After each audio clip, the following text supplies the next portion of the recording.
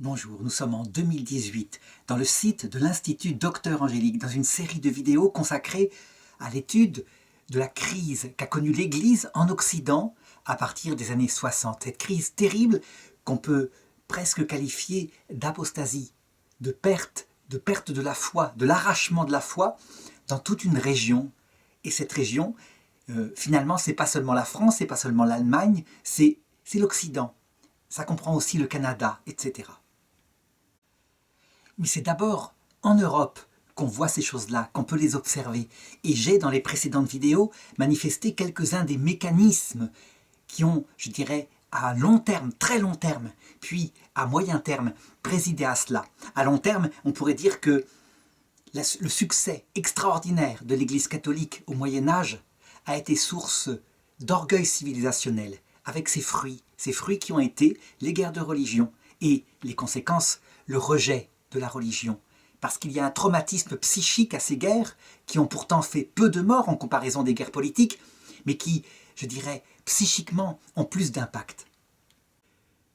Il y a un autre mécanisme qui est plus proche, je dirais, et qui date d'une réaction naturelle à la violence de la première moitié du XXe siècle, les deux guerres mondiales et leurs valeurs. Et on peut dire que la génération de mai 68 en Europe, elle est malade de ce qui s'est passé. Elle réagit non pas avec son intelligence, mais avec sa passion, avec ses sensations, passionnellement, presque névrotiquement, pour rejeter toutes les valeurs qui étaient celles de leur père et grand-père et qui ont, selon elle, donné les deux guerres mondiales, avec leurs indignités.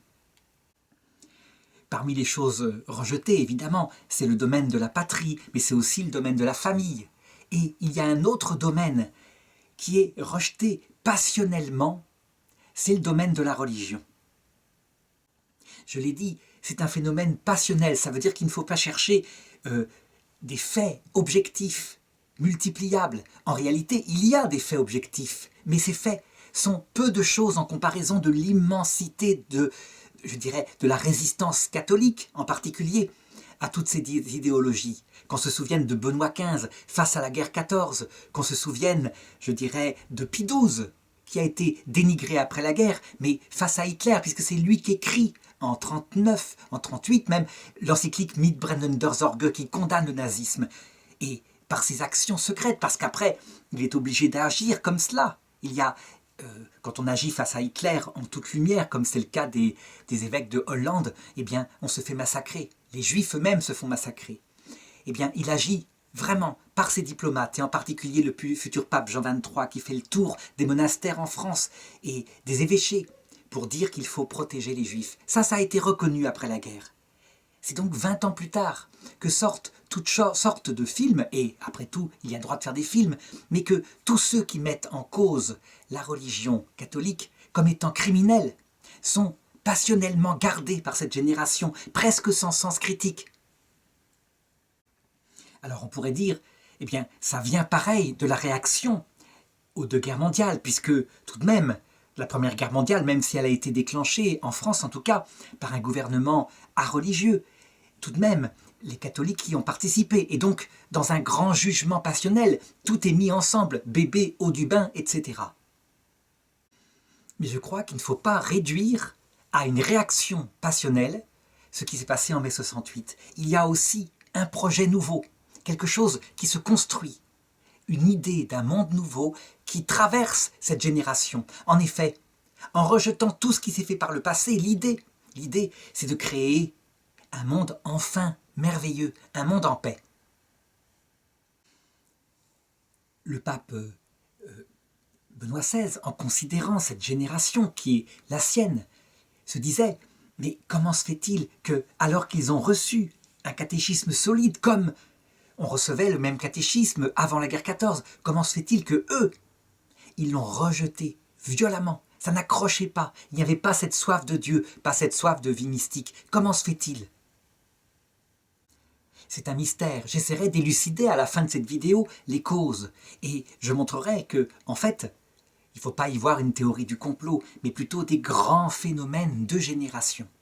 Toujours est-il que, unanimement, presque, enfin en tout cas dans le politiquement correct, cette génération va rejeter l'idée même de Dieu et, en conséquence, on peut analyser le monde qu'elle a construit à ce qu'elle était, dès l'âge de 20 ans, lorsqu'elle n'avait pas encore le pouvoir, mais qu'elle manifestait sur les pavés de Paris. En effet, il y a une logique interne à la pensée nouvelle qu'elle s'est donnée sans qu'il y ait de complot. Il y a une logique qui est décrite très anciennement, et ça montre bien que ce n'est pas un complot. Une logique est décrite dans le livre de la sagesse au chapitre 2. Le livre de la sagesse est un livre de la Bible que certains protestants rejettent parce qu'il a été écrit en grec, parce qu'il est la fécondité entre la pensée juive, qui croit en un Dieu unique et en son importance, et la pensée grecque, qui raisonne, qui analyse, qui cherche les causes. Et donc, ce chapitre 2, eh bien, il décrit, je crois, le même phénomène qui est en train de se produire, et il le décrit profondément.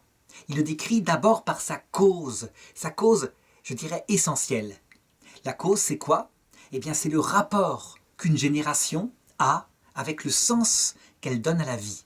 Et ce qu'on peut dire, c'est que la génération des 68, le rapport général, je ne parle pas de tous les individus, encore une fois, mais le rapport général, c'est de se dire, qu'est-ce qui prouve qu'il y a un Dieu? C'est quoi cette histoire-là? Eh bien, le livre de la sagesse le décrit très exactement. Et ce livre commence comme ça.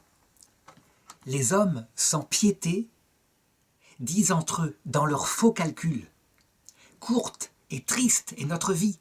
Il n'y a pas de remède lors de la fin de l'homme, et on ne connaît personne qui soit revenu de la mort pour dire qu'il y avait quelque chose.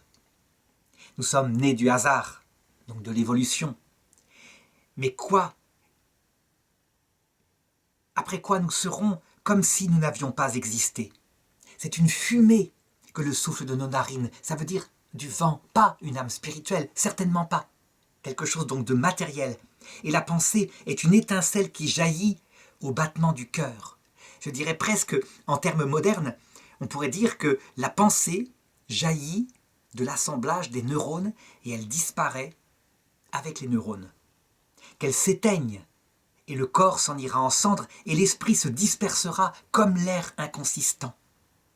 Avec le temps, notre nom tombera dans l'oubli. Donc même ça, la gloire des ancêtres qui cherchaient à se faire un nom à travers les exploits militaires, ce que faisaient les pères, même ça c'est du vent. Tout se termine dans l'oubli. Nul ne se souviendra de nos œuvres.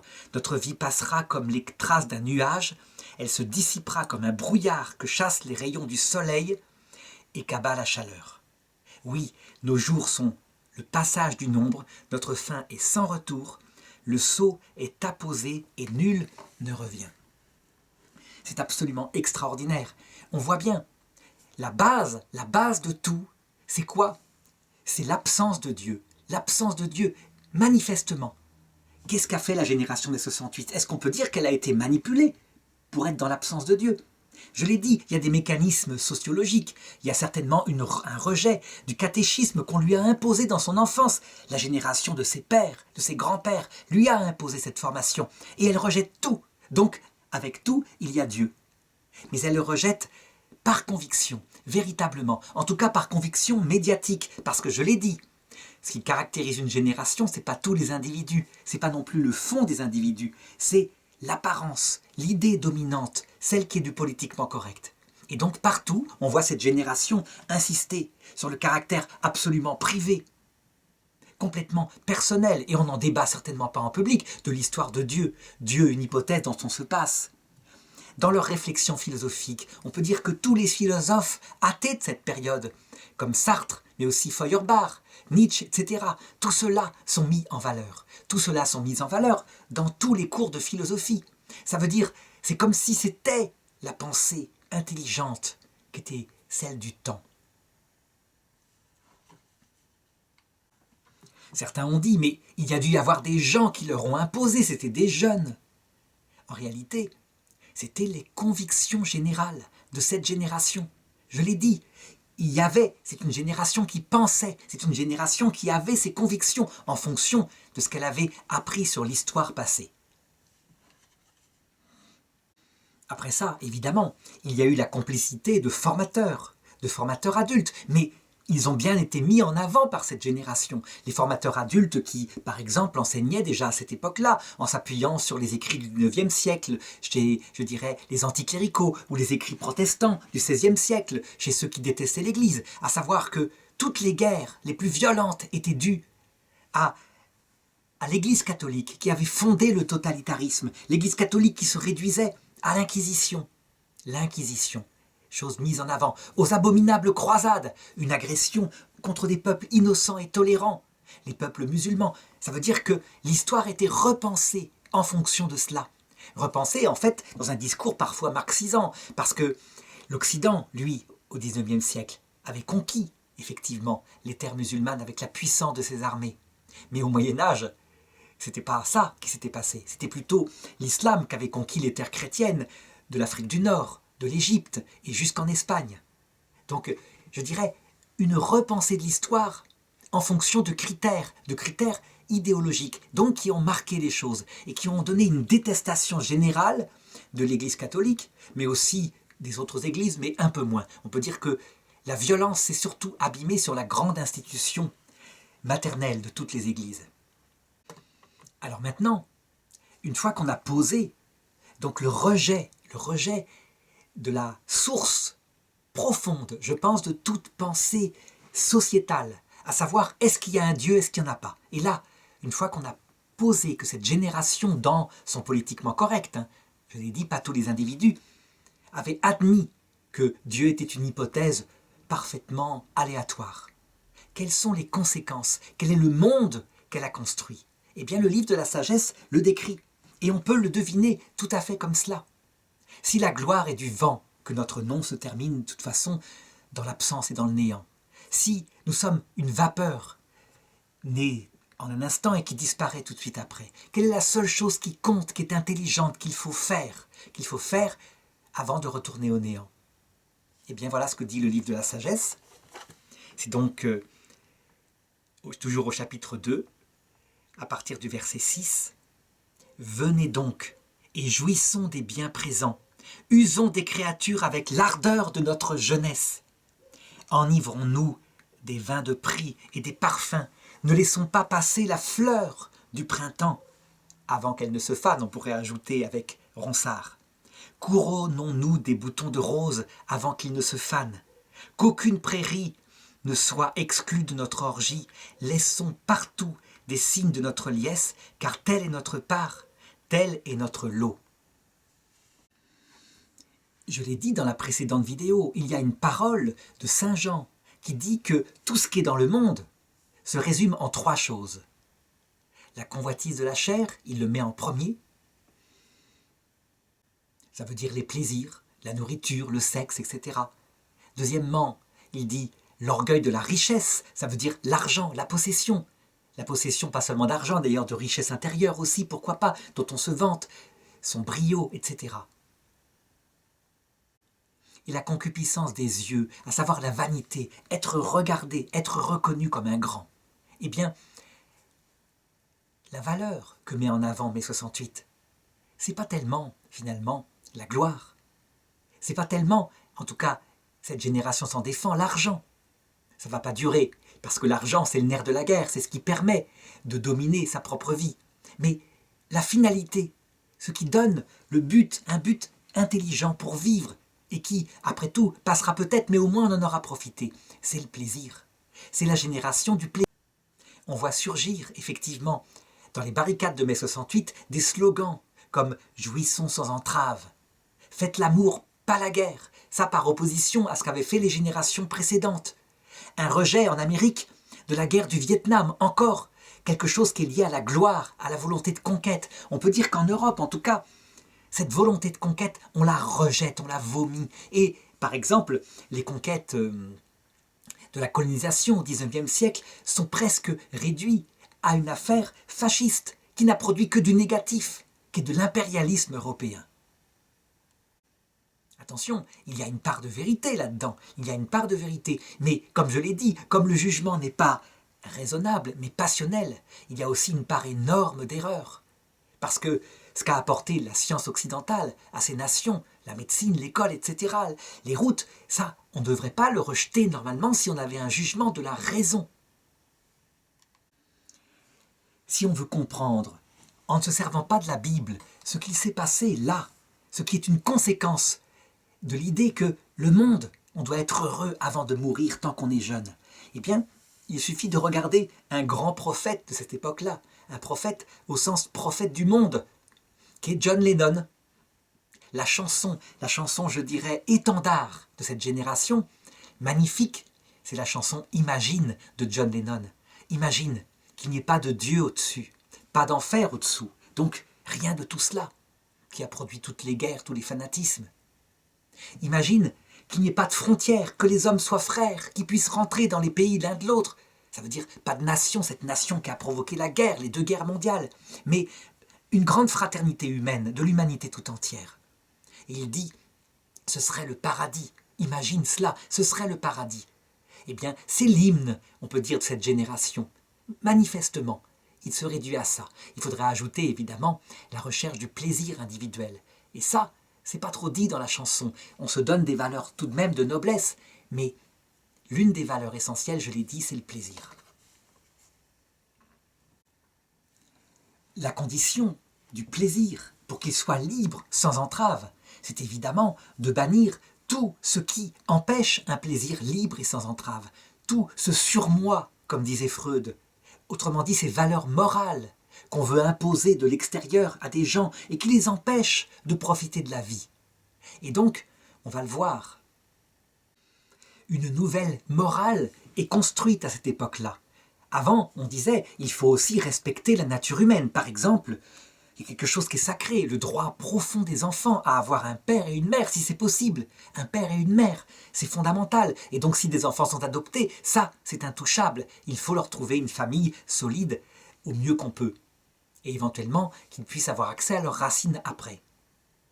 Et c'est vrai qu'au départ, cette génération va mettre en avant le droit sacré de ceux qui sont enfants et qui ne sont pas libres.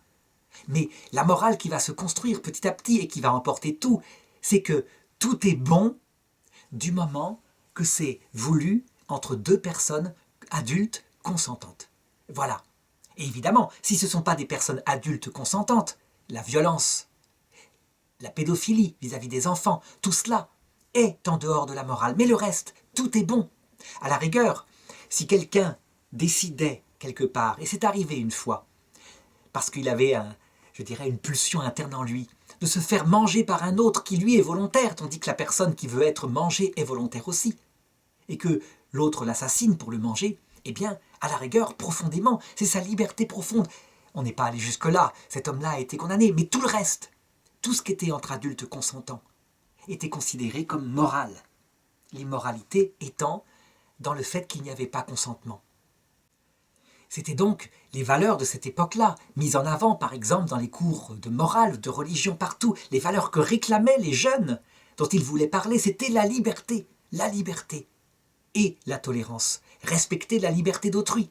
À savoir, si on lui met des règles morales et qu'on est intolérant, c'est insupportable, c'est ça l'immoralité.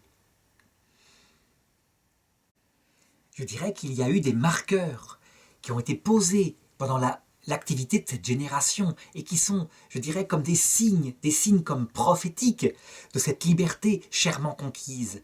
La première de ces valeurs, ça a été la contraception. Être maître de son corps d'adulte, ne pas être, je dirais, dépendant d'une grossesse qu'on ne désire pas. Et ça va passer en premier. Il y a un pape qui, tout seul, contre l'avis de la plupart des catholiques, va poser l'idée qu'attention, même là, il y a quelque chose qui ne va pas. On ne respecte pas le corps de la femme en lui donnant la pilule contraceptive qui bloque sa fécondité complètement. Que s'il doit y avoir une contraception, il faut respecter la nature du corps de la femme et faire qu'il y ait des actes sexuels à ce moment-là dans les périodes non fécondes. Ce pape ne va pas être écouté, mais il sort son encyclique sur la pilule en 1968. Il joue donc son rôle, il le joue courageusement, parce qu'il est évidemment ridiculisé. Il n'est pas dans la pensée du temps. Et il va sortir à partir de là toute une série de lois, de conquête de la liberté pour jouir sans entrave cette génération. La deuxième loi, c'est l'avortement. L'avortement, il consiste à pouvoir librement avorter d'une grossesse qu'on ne veut pas. En Europe occidentale, on n'ira pas aussi loin que dans certains États américains où ce sera autorisé jusqu'à terme. En Europe occidentale, tout de même, il faut que ce soit un embryon. Ça veut dire avant que son système nerveux se développe, donc avant 12 semaines globalement. Mais après, je dirais, on trouve sans arrêt des excuses. Et pour avant, on dit, il n'y a pas à se culpabiliser de cela. Ce n'est qu'un amas de cellules. Il n'y a pas à croire qu'il puisse y avoir en lui une âme éternelle spirituelle. Rien du tout. Ça, c'est des propos de curé. En réalité, il n'est pas conscient du tout. Donc c'est comme si on prenait la pilule. Et on essaye par là de déculpabiliser. Déculpabiliser, c'est le maître mot. Le problème, évidemment, c'est que par rapport à l'avortement, il y a quelque chose qui se passe. C'est qu'il y a un instinct naturel dans la femme, dans certaines femmes en tout cas, qui, quand elle est enceinte, elle sait que c'est pas n'importe quoi. Sa chair le sait. Et quelque part, quand elle est croyante, son esprit aussi le sait. Eh bien, il va se mettre à y avoir un combat, je dirais, idéologique, qui dure encore, contre tous ceux, fanatiques catholiques, qui prétendent qu'il y aurait un petit être humain dans l'enfant.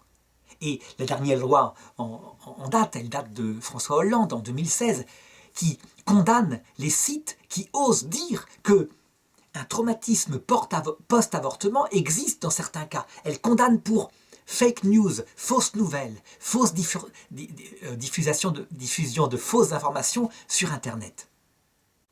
Ce qui est certain, c'est que l'avortement va devenir le drapeau de victoire de la pensée de cette génération. Parce que là, véritablement, on met en avant la liberté de l'adulte consentant.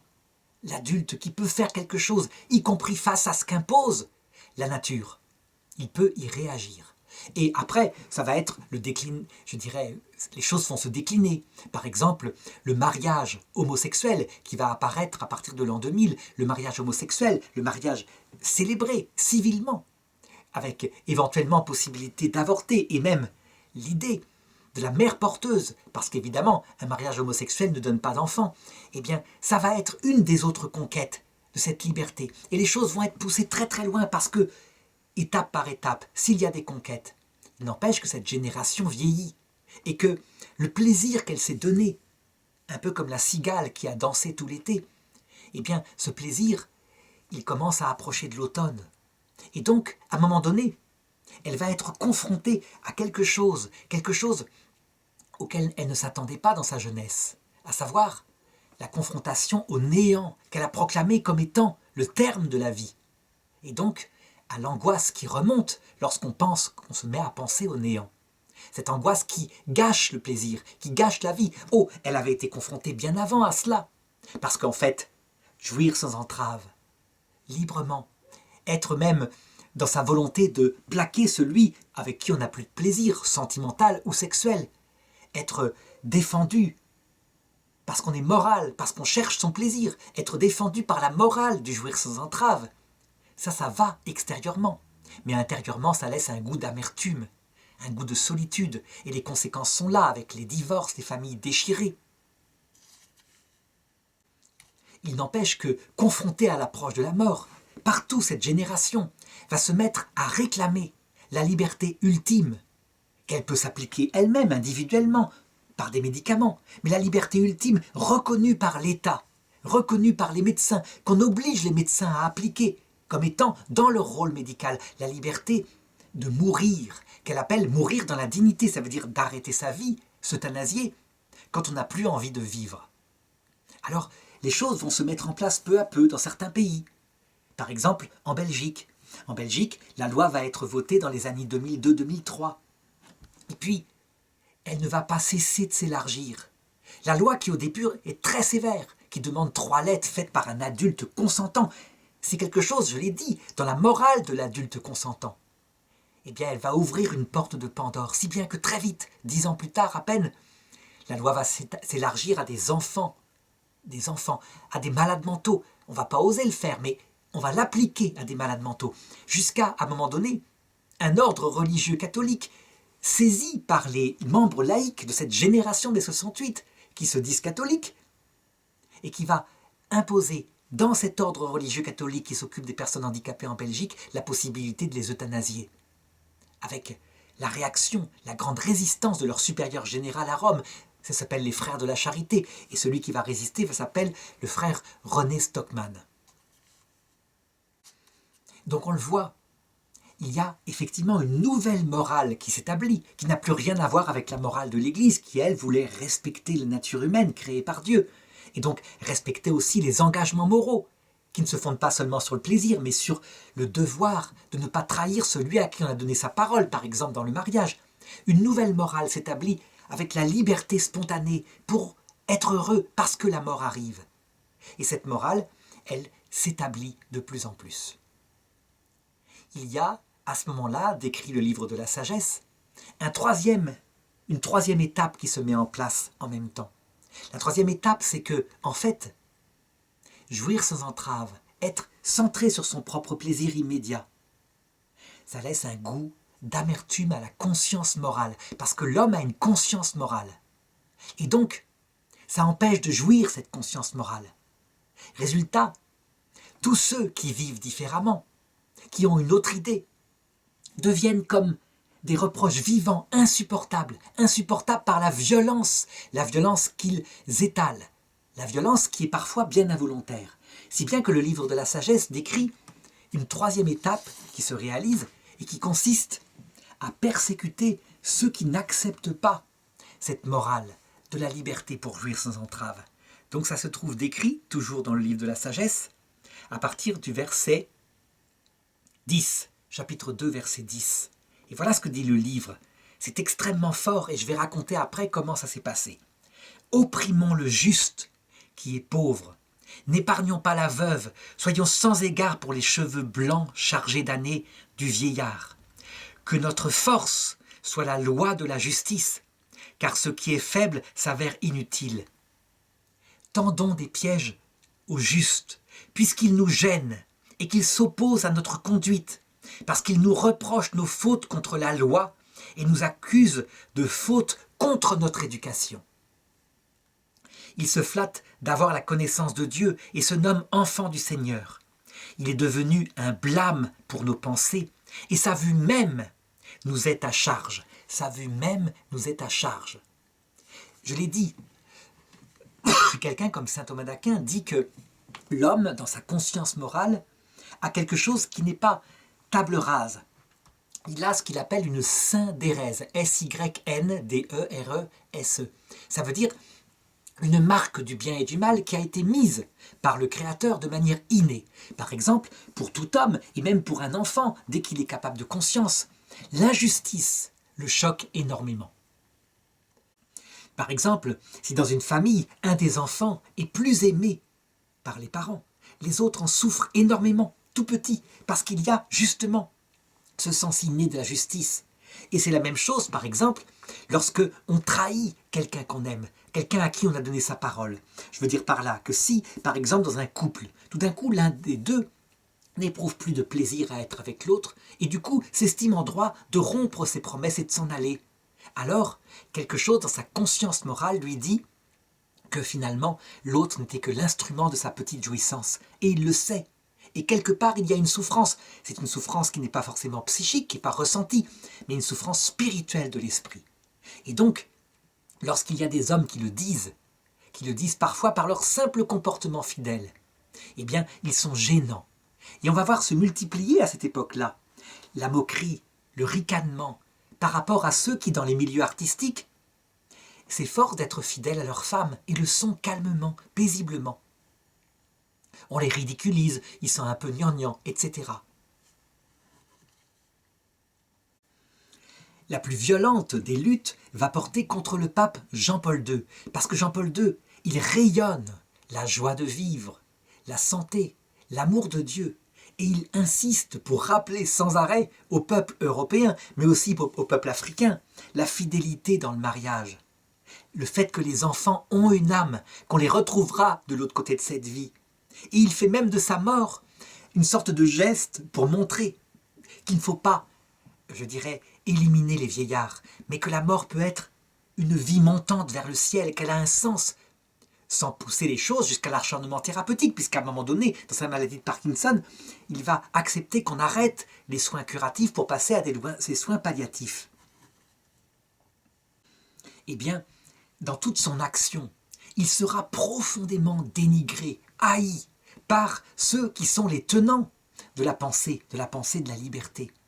Par exemple, à un moment donné, il va en Afrique, il fait un discours, il rappelle aux Africains que par rapport au sida, la fidélité dans le couple est essentielle. Il ne faut pas trahir sa femme, il ne faut pas prendre une maîtresse, il ne faut pas prêter sa fille dans le cas des mœurs d'échange de bonne convenance, parce que ça répand le sida. En Occident, il va y avoir un ministre, le professeur Léon Schwarzenberg, qui va porter plainte contre le pape Jean-Paul II pour crime contre l'humanité, parce qu'en disant cela, il contamine du sida les Africains, puisque le seule prévention du sida, c'est le préservatif, dit-il. Comme si la fidélité l'était pas. Quand l'abbé Pierre, qui est, je dirais, vénéré par cette génération, parce qu'il fait du social, va dire la même chose à la télévision lors d'un SIDAction, que la fidélité tout de même, c'est une prévention au sida. Les gens le lendemain vont se demander c'est quoi la marque du préservatif que dit l'abbé Pierre, ce préservatif fidélité, on les trouve où en pharmacie? Et il va être ensuite ridiculisé. Pourquoi est-ce que le préservatif est vanté comme la seule prévention à cette maladie qui empêche de jouir sans entrave qu'est le sida?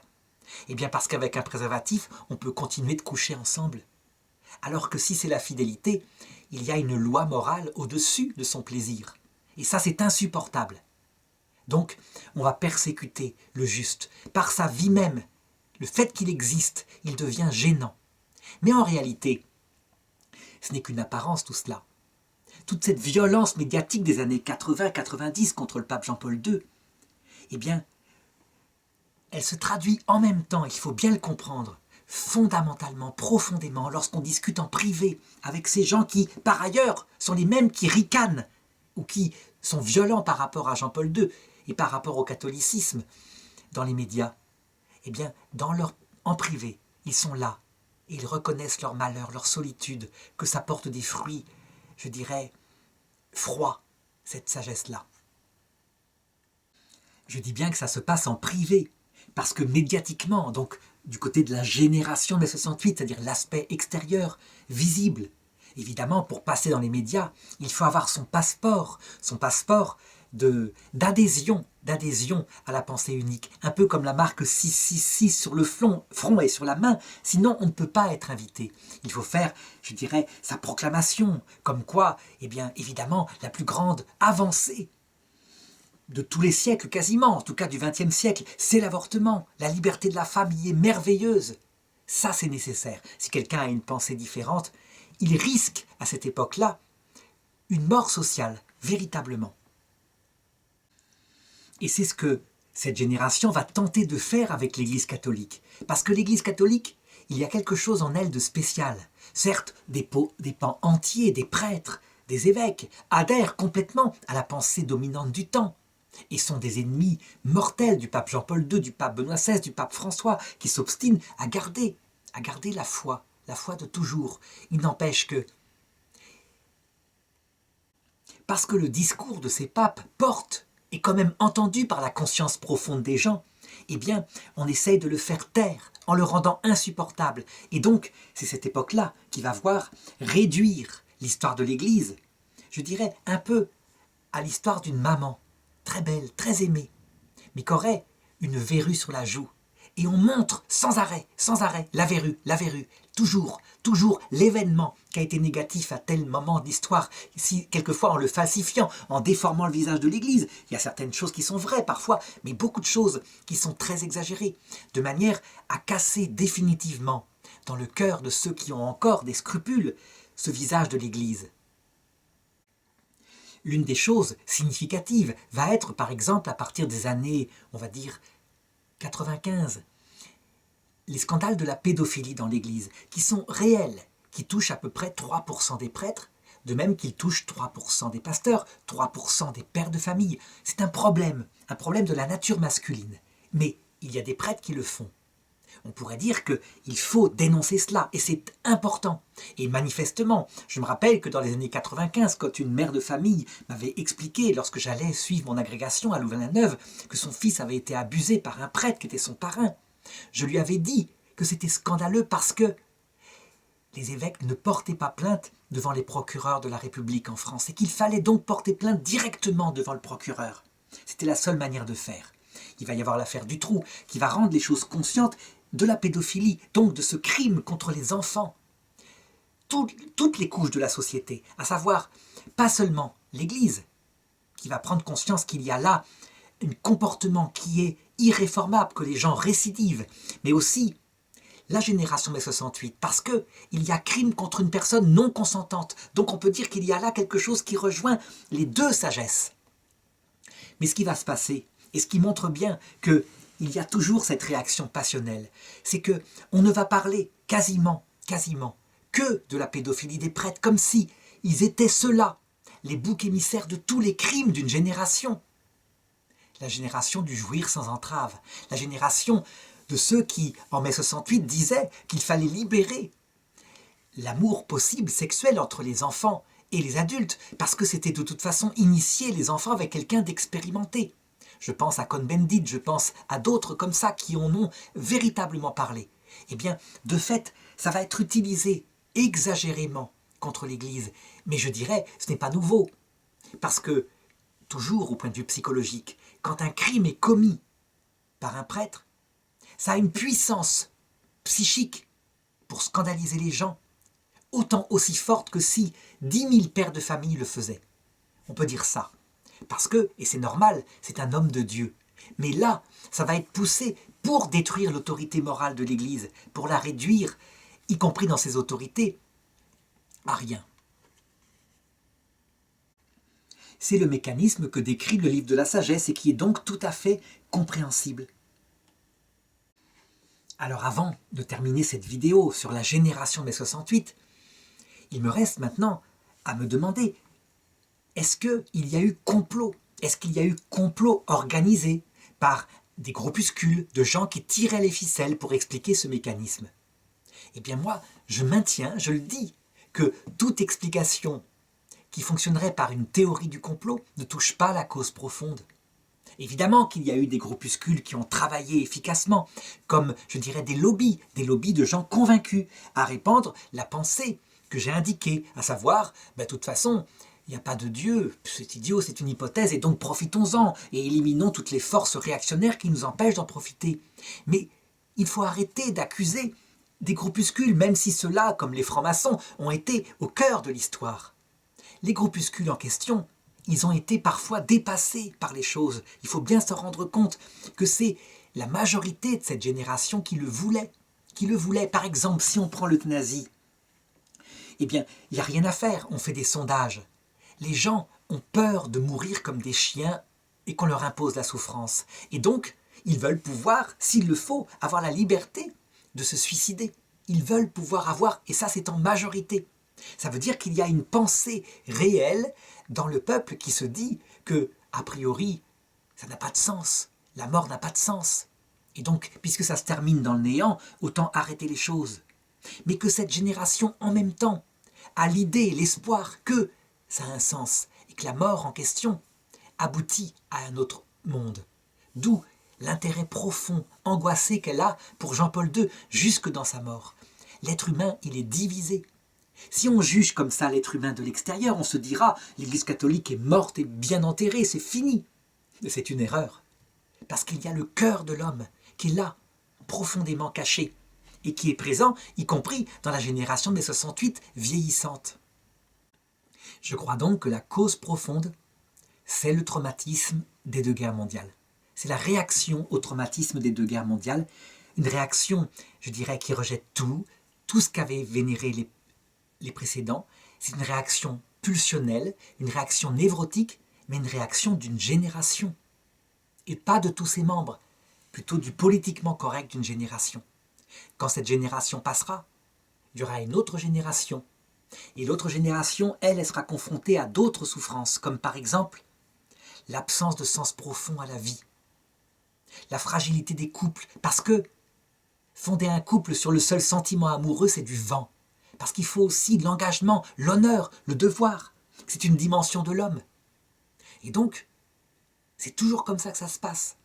on peut être certain que la génération suivante remettra ces valeurs-là en avant, et quelquefois, tellement pulsionnellement, par réaction, à ses parents qui leur ont donné la liberté totale, mais sans signification, qu'elle ira trop loin, et qu'elle retombera peut-être comme un balancier de l'histoire, vers les impératifs catégoriques du XIXe siècle, la vertu, je dirais, le rejet de la spontanéité du plaisir, comme si on n'arrivait jamais à un juste milieu, à savoir mêler en même temps le devoir et la liberté. Le devoir, mais pas jusqu'à la liberté folle, la liberté, mais pas jusqu'à abandonner le devoir moral lorsque c'est important. Alors je voudrais terminer par un jugement de sagesse, puisque ce sont des vidéos dans un institut qui est catholique, un regard de sagesse sur cette génération. Il faut avoir aussi un regard positif sur ce qui s'est passé. Il ne faut pas regarder que le négatif, je l'ai fait énormément, mais il faut regarder aussi le côté positif. Un ami, collègue de cette génération m'avait dit à un moment donné, lorsqu'il m'entendait parler comme ça des exagérations de la liberté, il m'avait dit « Oui, mais souviens-toi, toi tu n'as pas connu ça ». Les mandarins, les profs pontifiants qui imposaient leur autorité absurde sur n'importe quoi et qui, parce qu'ils étaient profs, avaient raison quoi qu'il arrive. Il fallait secouer cette espèce de gang d'autoritarisme moisi qu'était avant mai 68. Il n'a pas tort. Je l'ai dit, il y avait l'exagération dans l'autre sens, le culte du père. Je dirais qu'a abouti à la réaction inverse. Donc sous ce rapport-là, c'est positif. Ce que j'ai considéré comme négatif, c'était que c'était pulsionnel, c'était exagéré, ça allait jusqu'à l'absurde. Autre chose, cette génération, Dieu l'a laissée aller jusqu'au bout de son orgueil. Il le fait à chaque fois. Il a fait la même chose pour la génération de 14 dans les tranchées. Et après avec la Seconde Guerre mondiale. S'il laisse faire, c'est évidemment pour les sauver. Ça veut dire qu'il ne faut pas les considérer comme des gens perdus, bien au contraire. Par contre, ce qui est certain, c'est qu'ils vont devoir assumer la vieillesse et la mort qu'ils se sont construits. Il y a encore une possibilité pour que, dans leur cœur, parce qu'ils ont reçu, étant jeunes, l'enseignement tout de même d'une génération d'avant au catéchisme, que quand ils seront confrontés à la mort, ça leur revienne, ça leur remonte. Mais c'est peu probable. Probablement que c'est une génération qui va affronter la mort dans l'angoisse, dans la solitude. Parce que même leur famille, leurs enfants qu'ils ont élevés dans la recherche du plaisir immédiat, va sans doute leur rendre, en allant, au lieu d'aller les visiter, dans les hôpitaux bien propres, bien hygiéniques, où ils mourront, eh bien, pour aller au ski, par exemple. Parce que, je dirais, c'est l'éducation qu'ils ont reçue. Donc ils vont récolter. Et je dirais que par ces années à venir, qui vont être des années terribles, des années de grande souffrance, qu'on pourrait décrire par la fable de La Fontaine, la cigale ayant chanté tout l'été, se trouva fort dépourvue, spirituellement, lorsque la bise fut venue, à savoir, lorsqu'on a besoin d'un sens à la vie, parce que c'est l'arbre le plus important du jardin, on ne pense qu'à ça, est-ce qu'on va retrouver les siens de l'autre côté? C'est comme ça qu'ils seront sauvés. Ils vont connaître leur tranchée de 14 dans les hôpitaux bien propres et bien hygiéniques au niveau physique je dirais qu'ils ont construit. Ils n'ont pas pensé que l'homme ne vit pas seulement pour le physique, mais aussi de toute parole qui tombe de la bouche de Dieu. De l'autre côté, lorsqu'ils mourront, loin d'être violemment rejetés par Dieu, ils seront accueillis et Jésus-Christ se fera leur avocat, en disant « Je sais, tu as réagi aux excès précédents. » Il les défendra. Et s'ils se repentent, parce qu'ils verront aussi à quel point ils ont fait des dégâts, quand ils seront accueillis par les millions d'enfants avortés. C'est quelque chose de terrible que cette rencontre-là. Eh bien, s'ils se repentent, et beaucoup se repentiront, parce qu'il y a vraiment souffrance, alors, eh bien, dans la vie éternelle, ils aimeront beaucoup, parce qu'ils auront été beaucoup pardonnés.